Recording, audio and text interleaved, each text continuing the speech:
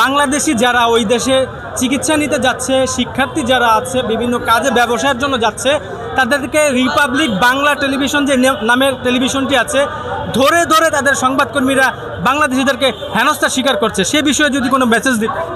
আমি একজন অবসরপ্রাপ্ত পুলিশ কর্মকর্তা হিসাবে ভারত যেহেতু আমাদের প্রতিবেশী রাষ্ট্র, তার সাথে আমরা বন্ধুত্বমূলক সম্পর্ক রাখতে সোচ্চার। আমরা সবসময় ভারতের সাথে বন্ধুত্বমূলক সম্পর্ক রাখতে চাই, কিন্তু পতিত সরকারের পক্ষ নিয়ে আমাদের উপর যদি প্রভুত্ব করতে চায় আমরা সেটা মেনে নেব না।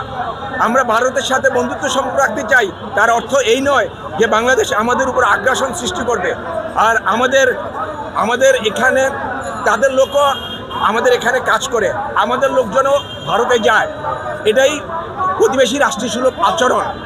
পরস্পর দ্বিপাক্ষিক সম্পর্ক থাকবে, কিন্তু বাংলাদেশে যারা আছে, ভারতে যাদের মুসলমান আছে, তাদের উপর নির্যাতন, এটা আমরা কোনোভাবেই মেনে নেব না।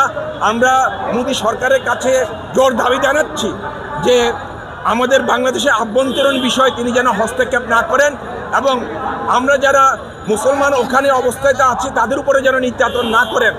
তাদের উপর নির্যাতন বন্ধের জন্য আমরা জোর আহ্বান জানাচ্ছি।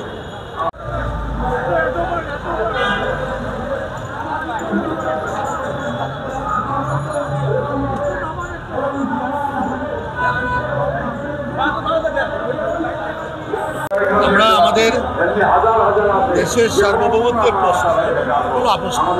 আমরা এখন অবসরকালীন সময় বুঝতে পারছি দেশের সার্বভৌমত্ব বিপন্ন হচ্ছে। ভারত যেভাবে কমেন্ট করছে, যেভাবে কথা বলছে, এটা আগ্রাসনের লক্ষণ দেখা যাচ্ছে। তো আমরা বাংলাদেশি 18 কোটি মানুষ আমাদের সার্বভৌমত্বের প্রশ্নে কোনো আপোষ নেই। সার্বভৌমত্ব সবাই, আপনি, আমি, সাংবাদিক, যাই বলেন, ছাত্র, সবাই আমরা এই দাবির প্রশ্নে আমাদের কোনো বিভেদ থাকতে পারে। এই প্রশ্নে কারো কোনো দ্বিমত নেই। আমাদের স্বাধীনতার প্রশ্ন, আমাদের পরবর্তী প্রজন্মের জন্য আমরা স্বাধীন দেশের জন্য শেষ রক্তবিদ্যুৎ দেব। এটা এমন একটা দেশ স্বাধীন করেছি আমরা রক্তের বিনিময়ে, রক্ত নিতে যেতে দেব না। সার্বভৌমত্ব প্রশ্ন।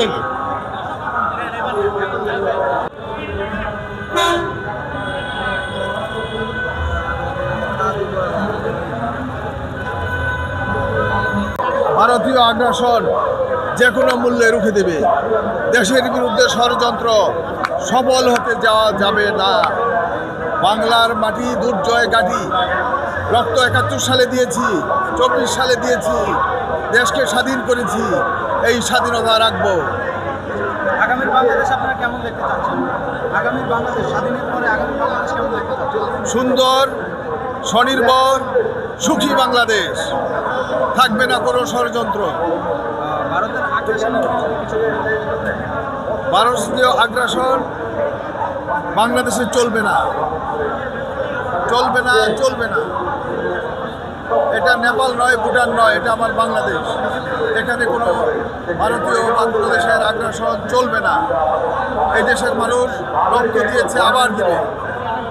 ইনশাল্লাহ আমাদের স্বাধীনতা চির অম্লান থাকবে।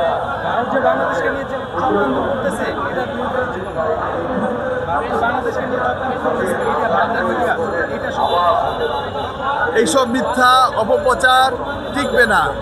বিশ্ববাসী বুঝে গেছে ভারতের উদ্দেশ্য।